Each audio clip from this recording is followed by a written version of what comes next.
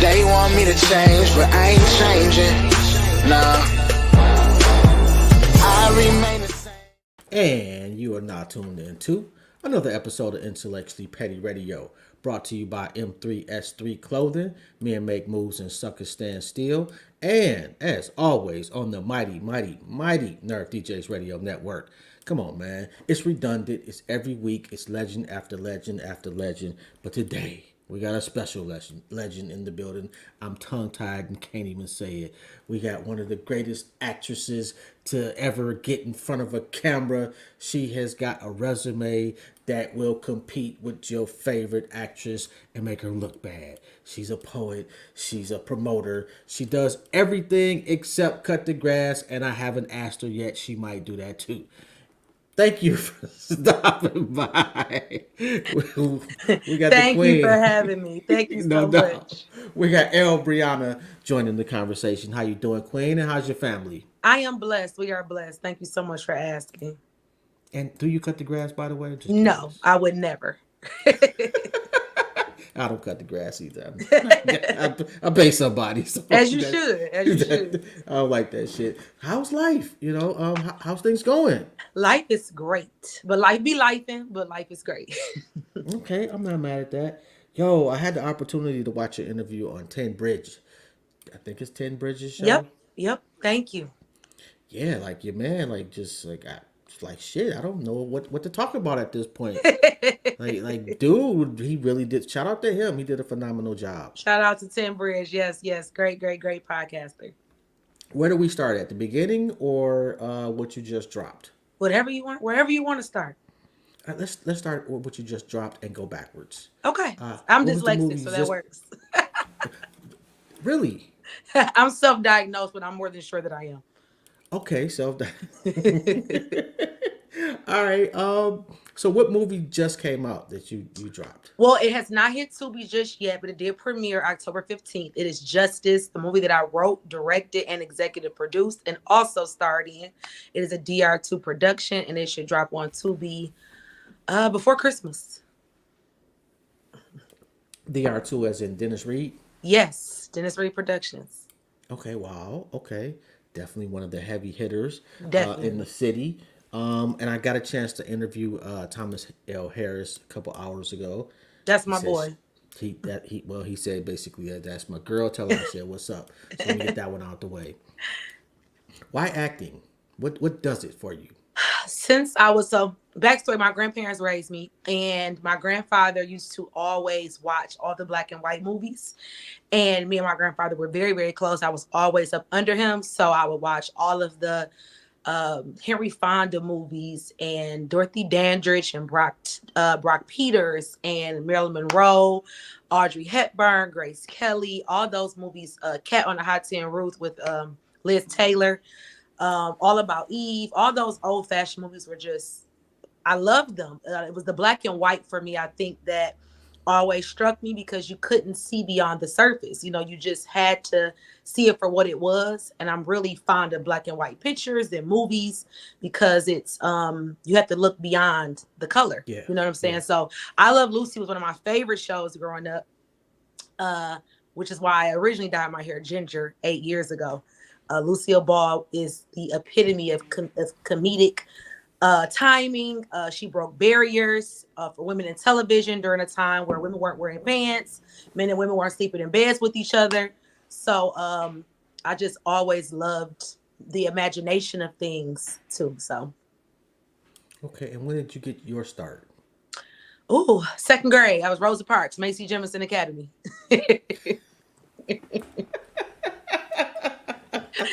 Yep, Macy Jemison Academy. In second grade, they did the whole Rosa Parks. Yes, I went to a African traditional school, so we did everything, all things black, all year round, and that's what we started. Yep, Miss Dale was my teacher. Where was this at? This was on Plainview between Warren and like Evergreen. Really? I never heard of that. Yep.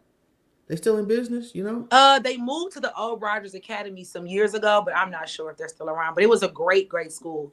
Shout out to my principal back then, Miss Hopkins. She's still around. Like I said, Miss Dale was my teacher. I got a great memory. I clearly, because I don't remember shit about the second grade. I'm not gonna lie to you. Yeah, let me ask you this, totally unrelated, but was there one teacher that just made a difference to you? Oh, Miss Gerhardt, seventh and eighth grade literature teacher. She had a grace about herself. She was white, and she had really thick gray silver hair, but she was very youthful. She was about 5'9", and she only wore pink and red nails, and she talked real sexy, and she walked with a sway about herself. And I said she had my desk connected to hers. I was a teacher's pet, so I would grade the papers and write in the those little like chart things to put your grades in. Mm-hmm. I was a smart kid, and when my father was murdered, she came to my house, and she no, she didn't come to my house. She called my house, and she put together a violence protection program with the radio, and she was just very hands on with me. She really, really cared about me. And that was very important at a time where I needed someone outside of my house. Even a woman who didn't understand what we were going through growing up in Detroit, but she taught those lost souls. And I'm just so very appreciative of Miss Gerhardt. How did you deal with that? Poetry. I started writing poetry when I was in the seventh grade. And I didn't deal a whole lot. I was very emotional, severely depressed for a very, very long time of my life. Always anything could make me cry, could make me tick, or make me my anxiety would be fluttered. Mm-hmm. So I will always write. That was a great thing for me, which I went to college for journalism. And I just still did choir. I still was in the band. I was a percussion. I played percussion and bass drum. I did little plays here and there still, but I lost my way. I like to say sometimes that my dream was deferred because of that. Wow, I'm so sorry to hear that. Thank you. But purpose and pain. That's why we wrote Justice. So. Really? Mm-hmm. Was your father being murdered the precipice for the movie? Absolutely. So it is an inspired by story. It's not based on a true story. I want Okay. that is different. People don't really understand what inspired by and based on means. So basically it sparked my interest. So the film is about two sisters that work for DPD. We're detectives, and we're trying to find the person that killed our father. And A Red, I don't know her real name. Yes, Is Angelia Spite. That's my sister. That's one of my good friends. Love Angel. definitely one of my favorite actresses. Yes, that's my girl. Yeah, it's like it for especially for the actresses in the Detroit independent scene. It would be you, her, Elizabeth, and what's the other? Love Liz. Sierra. Yes, Sierra Michelle. She's great. Sierra's getting out there. She's doing major things. I aspire to get where Sierra is right now. What's your strong suit acting wise? I don't think people have seen it yet. Have you? Yes, I know what I can do. I want to play those fences roles that Viola Davis played. I want to play those Olivia Popes. I think that so many people just look at my image, light skin, long hair, shapely, and want to put me in a box. Mm-hmm. And I want to kind of get out of that box. I want people to see my range. I want them to give me the Southern accent. I can do so many different things. So, I wanna do those race films. I wanna do those time period films. I wanna do a lot of different things. Have you cried yet? Oh yeah, you're Injustice. You're gonna. Well, I cried in PDA, which you can watch on Urban Flicks. Parental Okay. discretion advised. And I also cried in Justice several times. Because the character in is that Strange Fruit? Mm-hmm. Not the character you played. The young lady that Crystal really Dow just played. I'm not sure what her name is, but she caught the main character, Yes, that's Crystal. and she caught hell towards the end. Like the whole playground thing, like I that didn't her pain reminded me of you. Not Really? necessarily how yeah, not necessarily what she dealt how she dealt with it or anything like that. But when I watched that interview, I I could sense and I could see the pain that you still got. Yeah, I still got.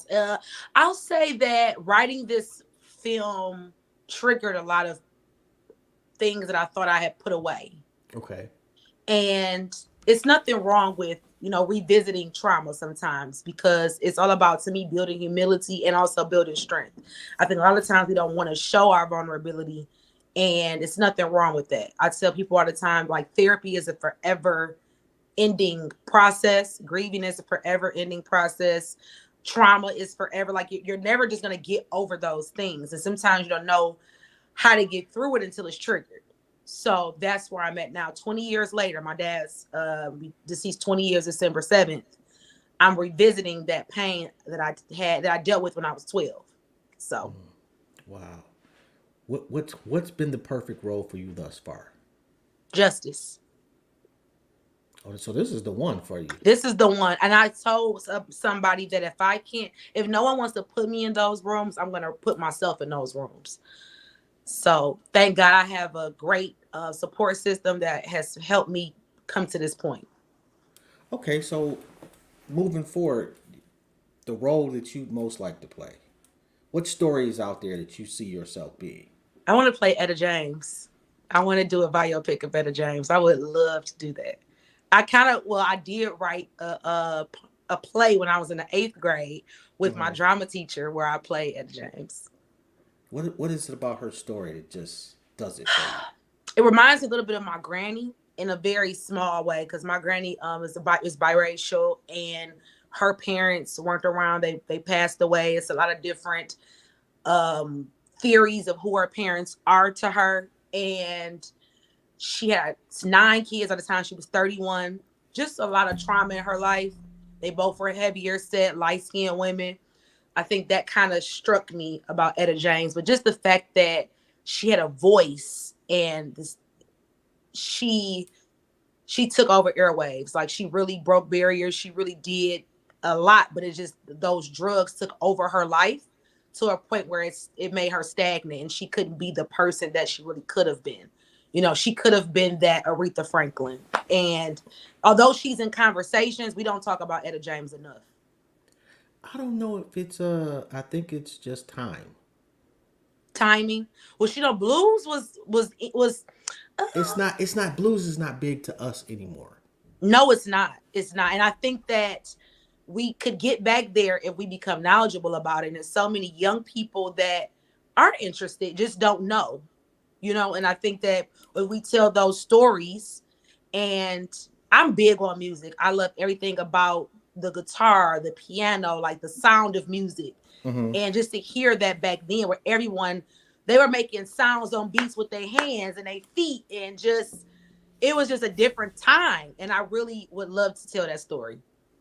Well, technology has robbed us of our ingenuity to an extent. Yeah, and creativity Yeah. completely.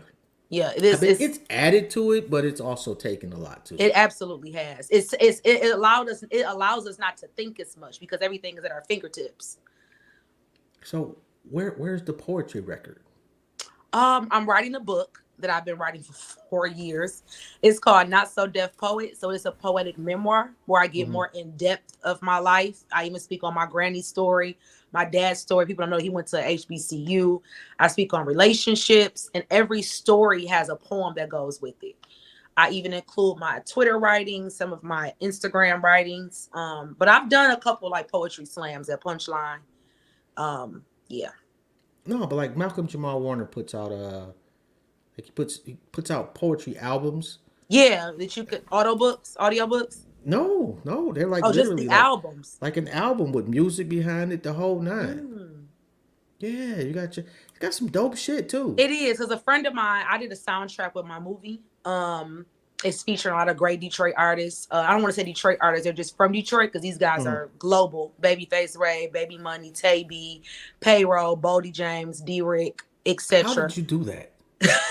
I am thankful that I have great relationships with people. And I've known a lot of these guys since we were kids. And I just picked up that phone and they were very eager and adamant to help me make this happen.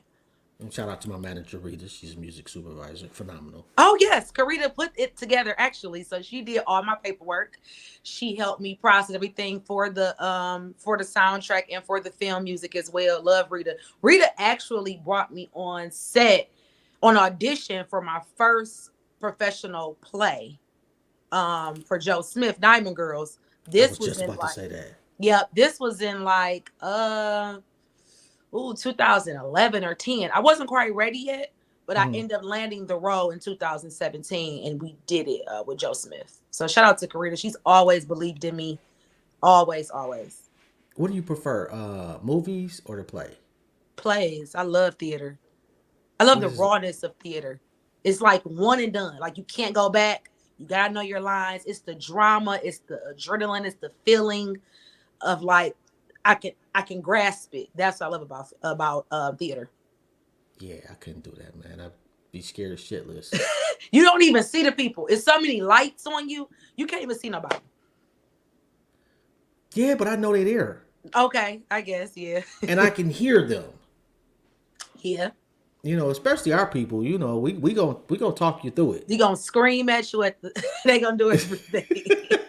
It's like I can't deal with Absolutely. that But shit. I will say, working for Joe Smith, I would suggest anyone in Indy to work under Joe Smith at some point because although he's a soft spoken and although he's a God fearing man, he's a stickler.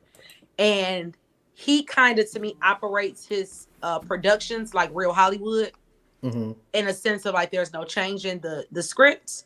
If he says say ha ha, you have to say ha ha. Like there's no ad libbing. There's complete structure from beginning to the end. And Hollywood is like that. I took some classes with Tasha Smith online during COVID, and Hmm. it's just like that. Do you prefer that, or I mean, would you prefer to be able to kind of ad lib? Because I I think remember you every said I remember you saying the difference between like Moolah films mhm, and like a Dennis Reed film yeah, like Moolah was. is gonna let you if it rolls, Thomas is gonna say let it grow, and they like that uncut, that raw. It works for them. They're very unorthodox. It works Mhm. for them. Dennis has his mind made up with a lot of different stuff, right? And although he'll let you go in and tweak some stuff, if it's not what he's looking for, he's not gonna let you do it. Where Joe Smith is not gonna let you tweak anything. I think that it depends on the script. Okay. And I think, and what I do believe as an actor and as an artist, period, you have to study your role. Even if it's something that you've never done before, that you have done before, every role requires you to perform differently. And I think that in indie, especially right now, we're not getting enough range to do that when it comes to the scripts. So that's why I'm appreciating the new scripts that we're receiving from DR2 and from Moolah and other great production companies around the city. They're giving us a little bit more to work with. I think those two specifically have the most range that I've seen. Definitely. And what Dennis is bringing the end of this year is Hmm. something that we have not seen, period. He's bringing thrillers. We haven't seen any thrillers out the city. Um, Not to this extent. Shout out to Velda Hunter, amazing in Obsession. Shout out to China, Borderline Boss. She has wrote her second film, Please, and starred in. And I think Please is going to take us to a whole nother level. Wait a minute, who's China? Is that the one who started Get Paid? Yes, she was the writer and director of Get Paid as well. Okay. Sarah E. Bolts is her real name. Really? Yes. Is she from Detroit? She is born and raised Detroit. She went to Redford High School. She went to Mercy High School. She Well, is that's a Detroit girl. unfortunate. She had to go to Redford. I'm just saying. But she is. I think people think that everything about her is that she is authentically herself. If nothing else, everything that China depicts is herself from front to back, and she is a real city girl. I don't know. I like her. I really and beautiful woman. Um, it if you grow up in Detroit, you don't see too many others. No. People. So especially for my generation, it's like 99% black people. Yeah, yeah. She's adopted by a white family. So she has And a great story as well. really, Hmm. that just because she sounds complete. Like if you got your back to her, she sounds like she's Yeah. off of Chalmers and Mac. Yeah. And she went to Mercy. So she's a bright girl. She's very bright. Yeah. Oh, okay. How many movies have you been in so far? I think 11. Favorite one That would include that you McGraw. didn't write. Yeah, I Favorite one would. outside of Justice. Oh, outside of Justice, I would say 11. That would Okay. include McGraw and Street Legal, I think. I love McGraw Ave. I love McGraw. I want Thomas to expand my role as a female cop. I think they need to see more of that. It's such a male dominated show, and I get it, but you need the softness of a woman, but still be hard at the same time. You need female eye candy on TV. Well, yeah. Um, how do you study to be a cop though? I, Like do I you watched The go? Wire. I watched The Wire, and the female. Remember the female cop on The Wire? She was Asian and black. She was a lesbian.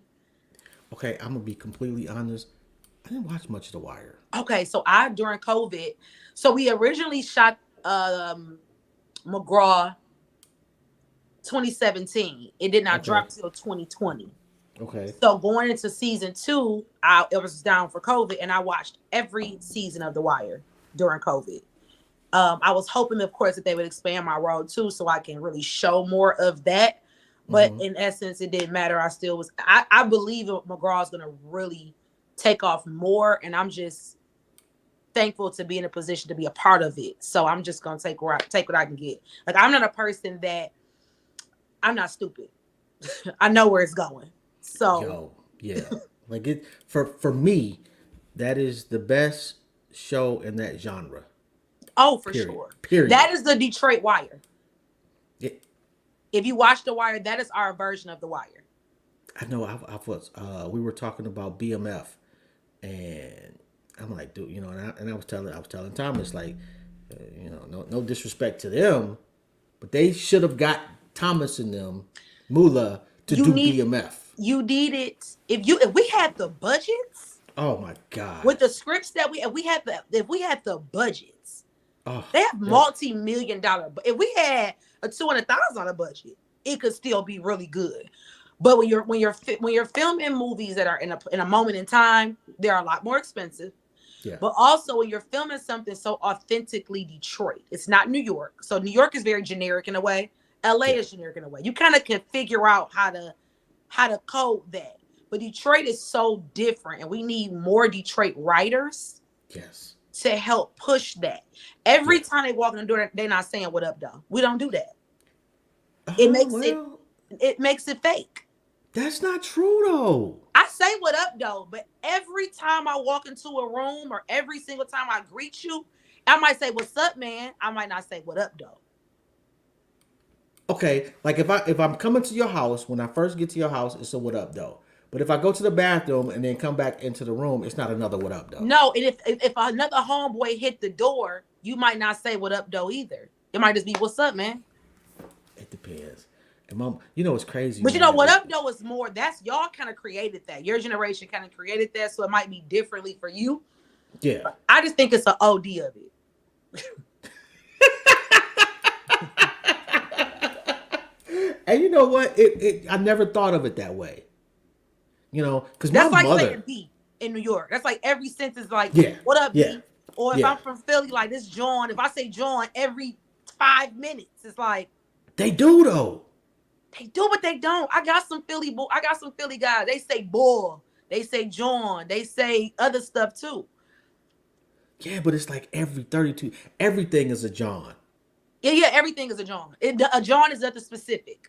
It's Right. a thing. Like a John is a noun.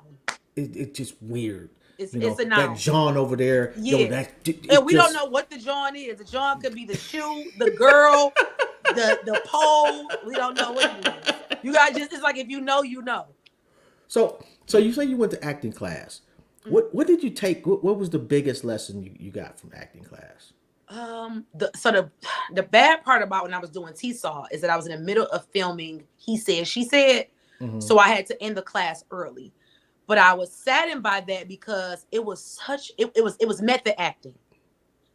So we were in there. So we had um what do you say, like role plays where I'm talking to my younger self, Mm. but I'm acting it out to my younger self, right? But it's really like I'm talking to my younger self. And before you know it, you're bawling your eyes out. And the whole class on Zoom is crying. Like, it was therapy in that class. Like, shout out to Tasha Smith. Great class, great teachers, great instructors. Like, it was lit. We got to also talk to Lee Daniels. He popped in on us. Tasha Smith popped in on us. So it was really lit. Like, I really want to go to LA and do the one on, like, a more personal class. Mm-hmm. So what's stopping you? I don't know. I don't know. And honestly, I think after Justice, people are gonna see me more, and I'm praying that it puts me in more roles. Mm-hmm. So I'm gonna actually take some classes moving into 2024 because I want to really perfect my craft. Like, I'm not the girl that's like, oh, I've done 12 things in Detroit, I don't have to audition anymore. Like, no, auditioning is important because it's conditioning you for something.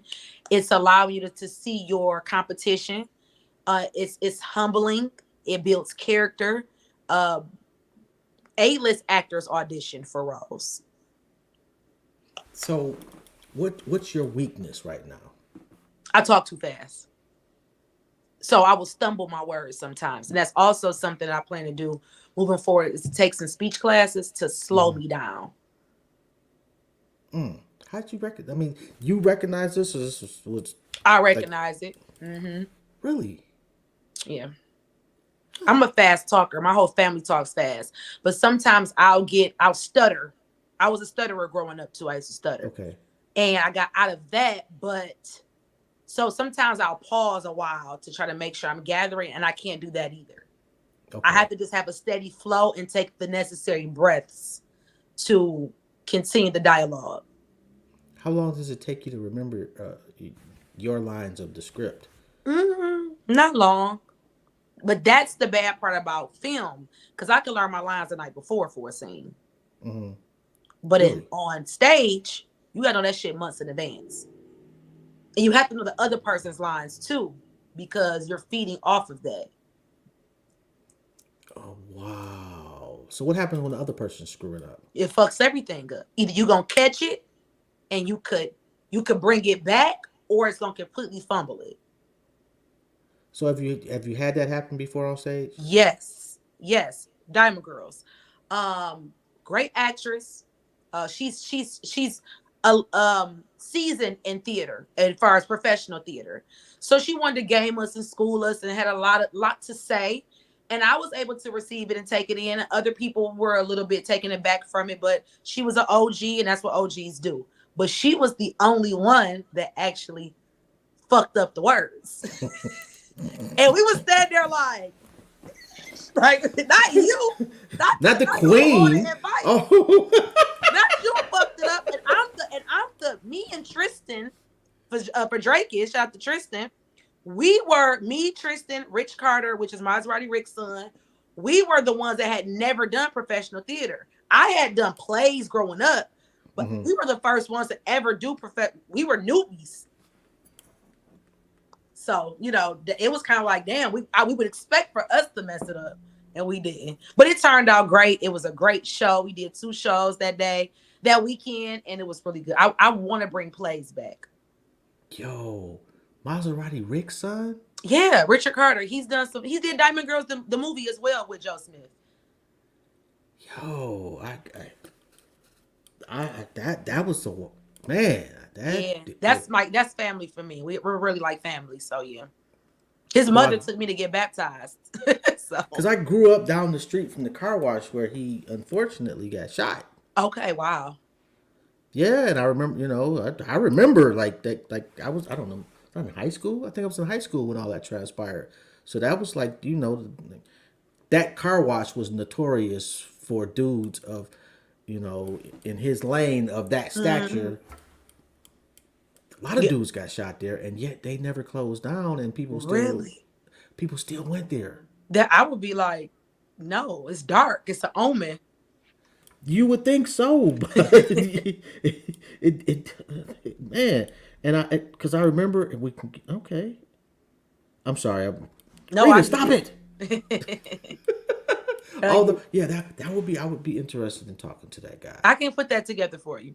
Yeah, that would be so what is the future for you? The future for Elle Breaunna and Elle Productions is more soundtracks. I want to DJ Khaled some more of those things.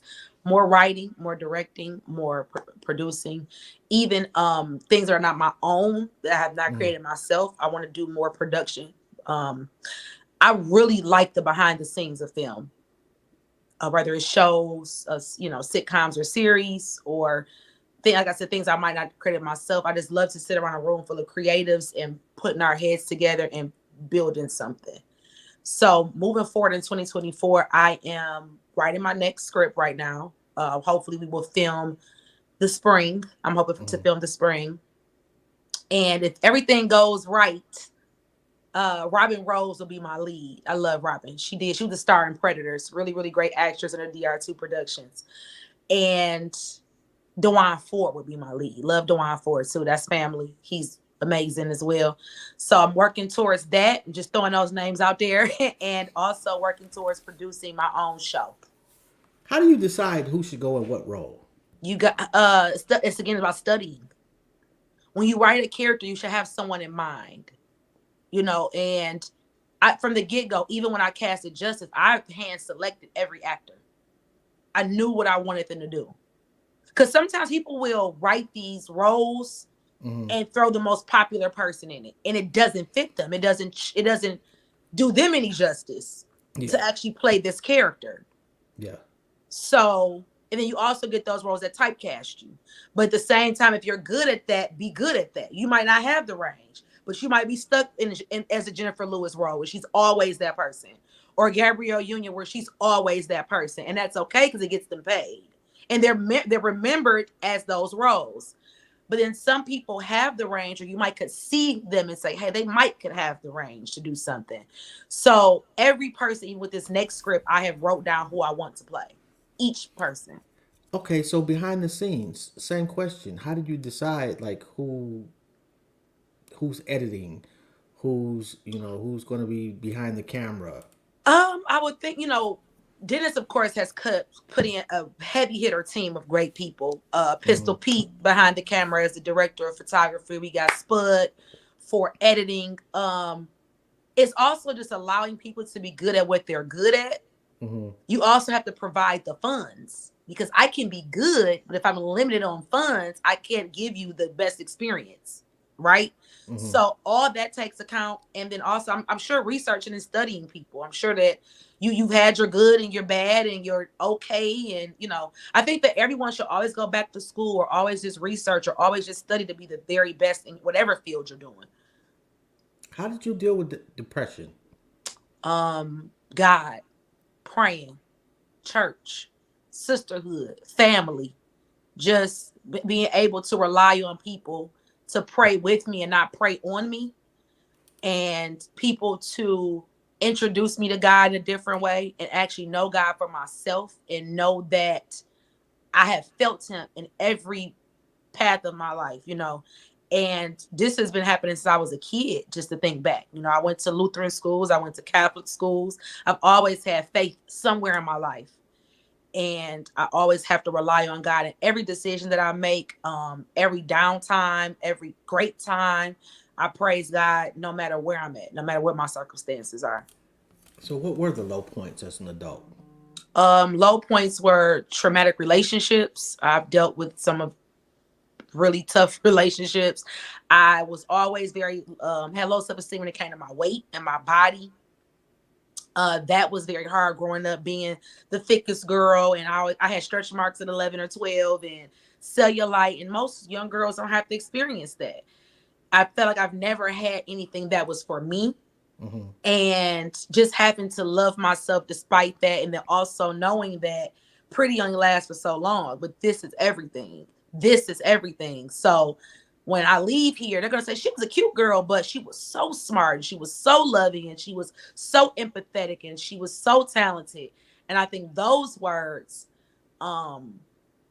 reign precedence over everything. So once I started to understand that everything wasn't physical, that's how I got past that point. And I still struggle with that. I went through a weight gain last year, and I went back to my 11-year-old self where I didn't like myself, and I was upset, and I was lashing out, and I was like, oh my God, I thought I was past this. But the reason I was past it was because I was happy where I was.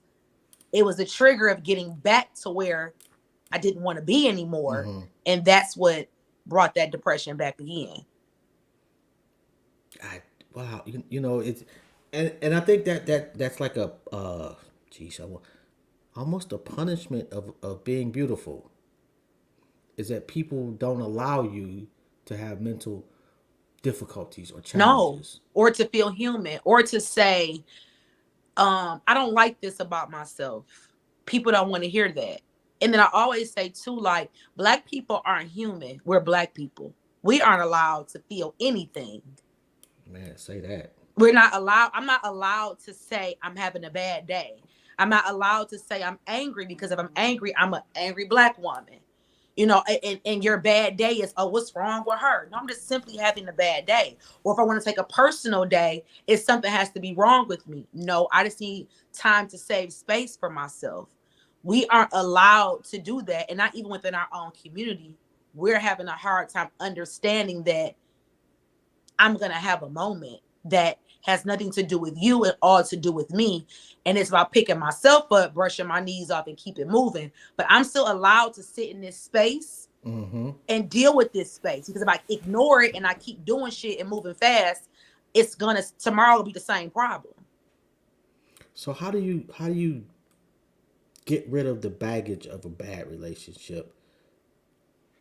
I ask God for strength every single day. I would chant it. Give me strength, give me strength. I'm strong, I'm strong, I'm strong. And it was also realizing that I deserved better, and that life was too short to be sad. Because, I mean, if no one knows what death is, I've experienced a lot over my lifetime. And my papa passed away, and I just was like, you know what? I don't want to be this girl anymore. I didn't like myself. I was mean. I was emotional. I would be the person walking the room and be like, damn, here she go. I didn't want to be that. And I knew it was something else in me. I knew who I was before this relationship, although I was very young when I got in the relationship. So it was knowing that we all make mistakes. I still contributed something in the demise of this relationship. I still affected him in some sort of negative way as well. It wasn't just all him. I allowed a person to treat me that way. So also moving forward, to not allow someone to treat me that way. And just forgiveness. I literally had to forgive that person for hurting me, and looking at them and saying something is wrong with someone that wants to mistreat people. And there's also something wrong with the person that allows people to mistreat them. Yeah. So I can work on me, I can work on you, but I will forgive you and move forward. One of the most difficult things you can do in life is love somebody that doesn't know how to be loved. Yeah. And knowing that every day my love language changes. You could say I like physical touch and words of affirmation today. Tomorrow I may want a gift, some flowers. The next day I may need something else. So every day I'm going to require something different, because I'm changing every day, and every day I'm just needing something else. So it's being with a person that is receptive to your love languages, and receptive to how you need to be loved. And no matter your bad day, I think because so much of my generation, we give up fast. We quick to say, it didn't work today and it's never going to work. I'm over it. And then our grandparents stuck around too long. So it's finding that happy medium of, do I see light at the end of the tunnel, or was or just worked for what it needed to work for and it's done. Yeah. Knowing when to cut it loose is a difficult task. Yeah. And you knew before you even cut it loose, it was time to cut it loose. I've been there too. Like, I want to hold on because I'm such a stubborn Taurus. I want to prove to everybody that this is going to work. And at the end of the day, made a fool of myself, and then was okay with that. It's about walking away saying, "Yep, I did it. Yep, it was fucked up," and his loss. Are you in a happy place now? I'm in a very happy place. I am with someone that loves me for all of my flaws, all of my temperament, all of my moodiness, my smart mouth, but also we have great conversation. We can sit in silence and I still feel heard. Um, I am very thankful. And I prayed for this. I prayed for it. So it is here. Shout out to that man. Yeah, but I was happy before I met him. He just is an addition to my happiness. That's the crucial element right there. He's an addition to my happiness. He isn't the source of my happiness. But in times where I'm not happy with me, he's there to pick me up and say, hey, we can work through this together. See, that is a level of accountability that escapes 99.9% of the women I've encountered. Yeah, women, because we think that men complete us. It shouldn't be a level of completion. Which is true to a certain extent. It's almost like you don't need an appendix person. You know, you can live without your appendix. Right.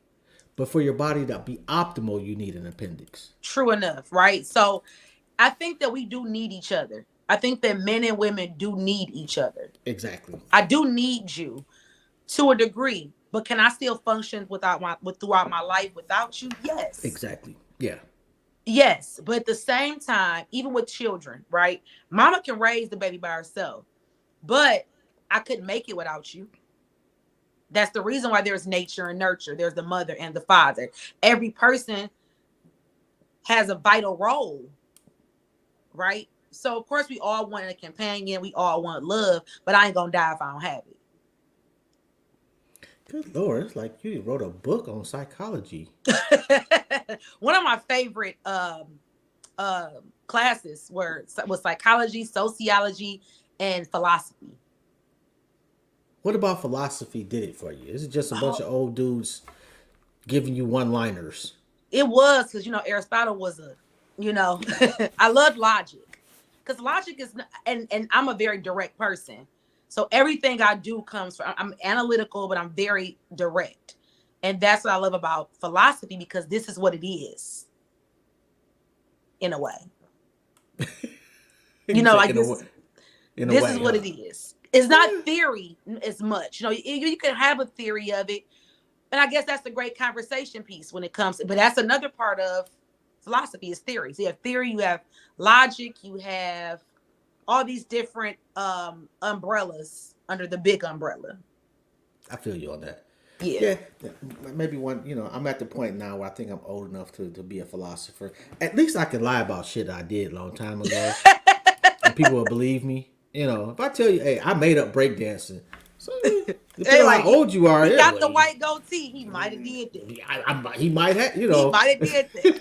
He might have did that. But what I like about philosophy is like you said, the one-liners. Like Jay-Z is a philosophist in his own right. Nas is anybody that comes up with great dialect, great that is philosophy. Okay, so you're a hip hop enthusiast, I hear. Yeah. Who you like 99 Problems with a bitch ain't one. Who are you listening to of today? Of today. West Side Gun.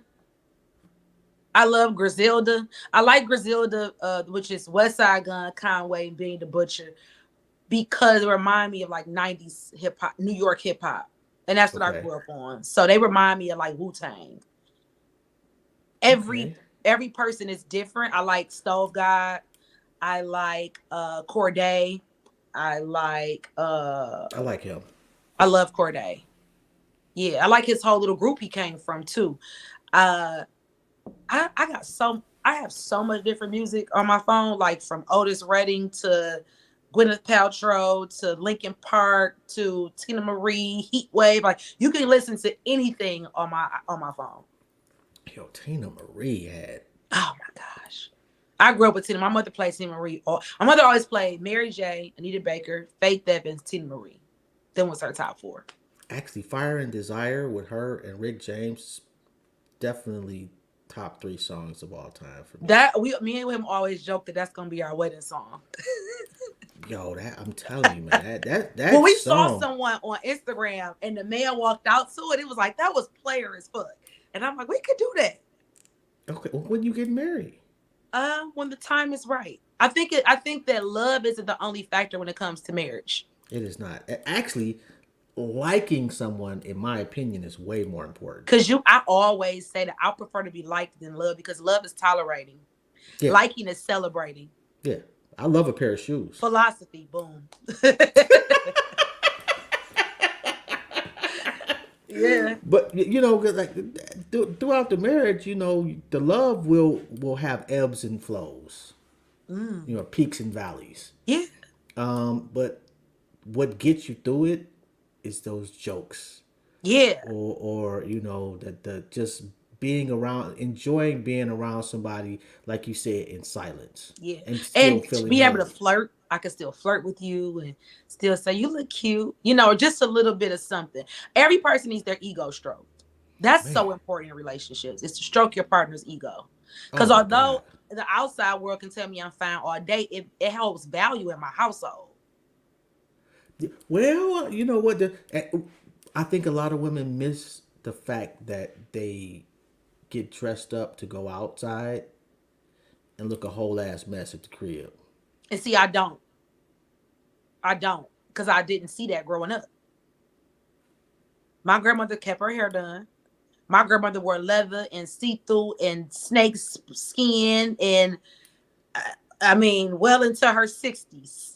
Okay, like my Oh, my grandmother was always she was with the shoe shits. booting. Yes, and my grandfather would buy her those outfits. Like she always looked good. And my mother always had lingerie. Even as a single woman, she wore lingerie.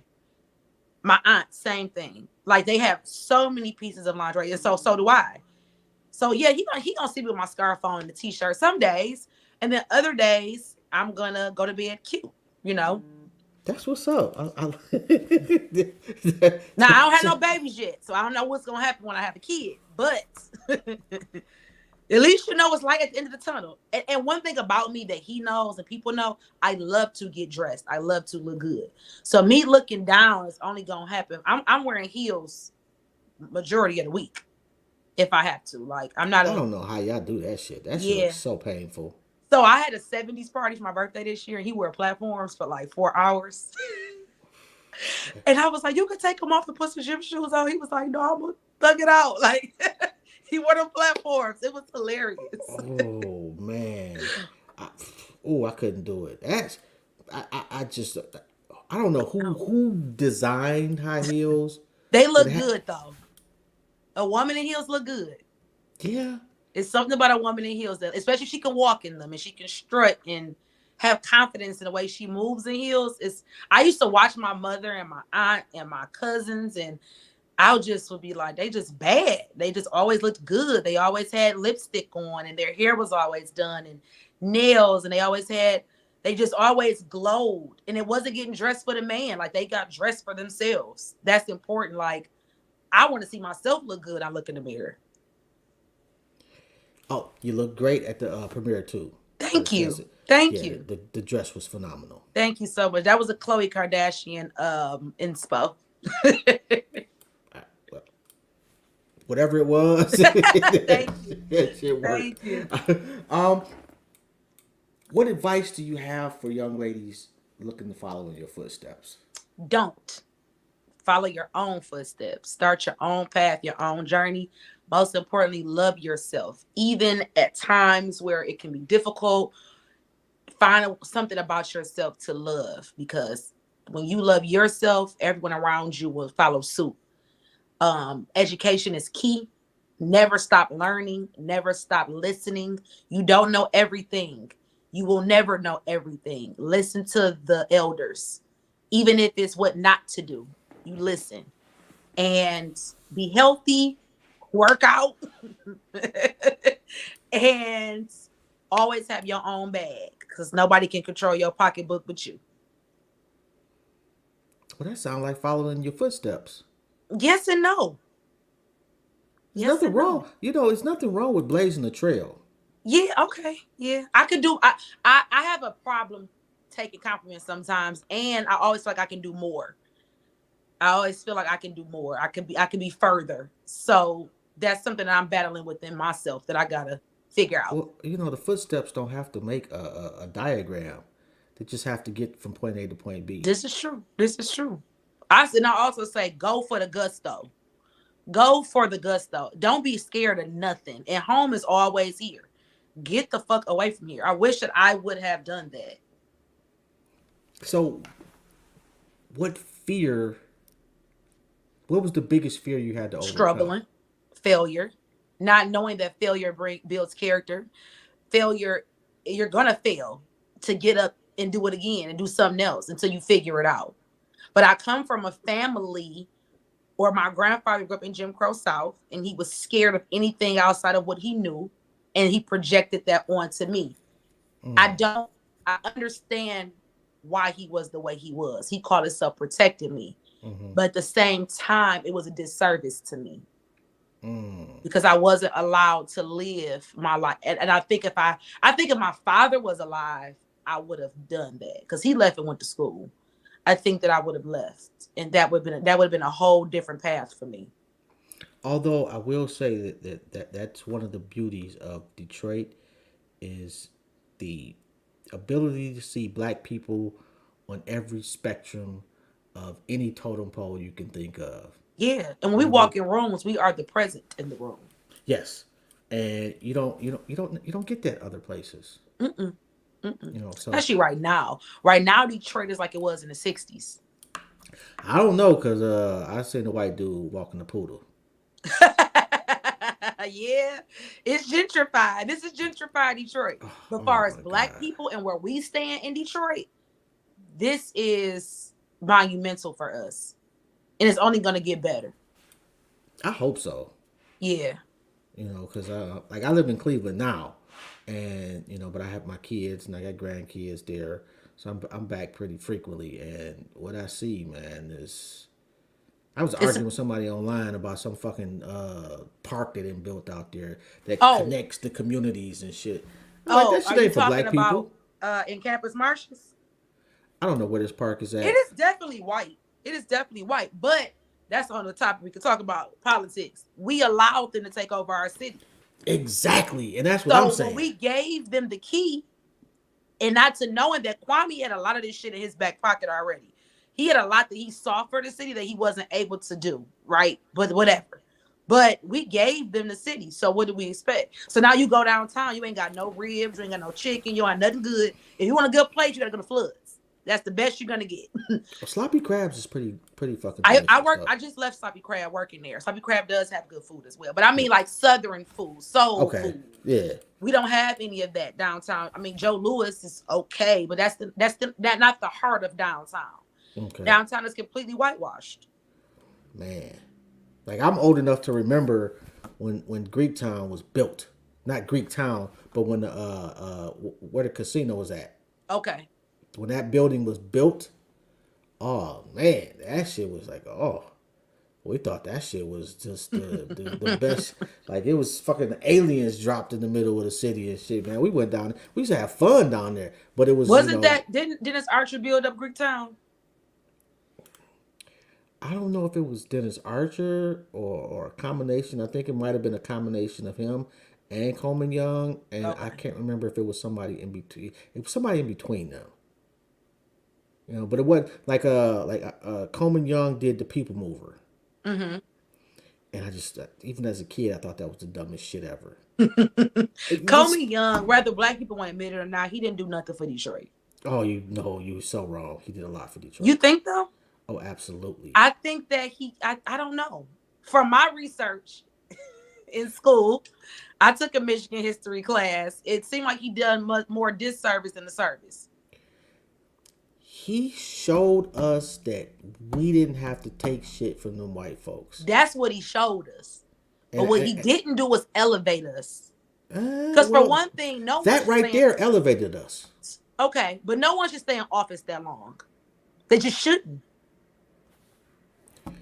We need brighter and bigger ideas. He was in office, what, 40 years? 30 years? No, I don't think he was in there that long. But there's some merit to what you're saying as far as the longevity in office. Yeah. Sometimes it's out of pocket. Think You about know, Engler as governor. Way too long. like yeah, he like the man definitely wasn't perfect, complete No. asshole at times. Yeah. Um, He just made us feel like black was everything. And it is. yeah, And he stood up for himself and he stood up for us. But I still think he could have done more when it came to the innovation of Detroit. Besides and the people mover. he understood. See what we still don't get is the value of the water. Exactly. This is true. This is And true. that's why them white folks really want Detroit back. Hmm. It ain't because it's just such a great city to them, or they just. It's because controlling that water controls at least the lower half of Michigan, Hmm. and nobody want to talk about that shit. That's why I said it's a different story for a different It's a day. different story for a different day. If people want to get in touch with you, how they go about doing that? On all social media platforms, Elle period Breaunna Breaunna. And yo, if you have, when you're writing something and you got an old fat black dude part, Come hit up hit my me boy in up. Cleveland. Right, hit me up. As my I'll be cousin there. say, Cleveland.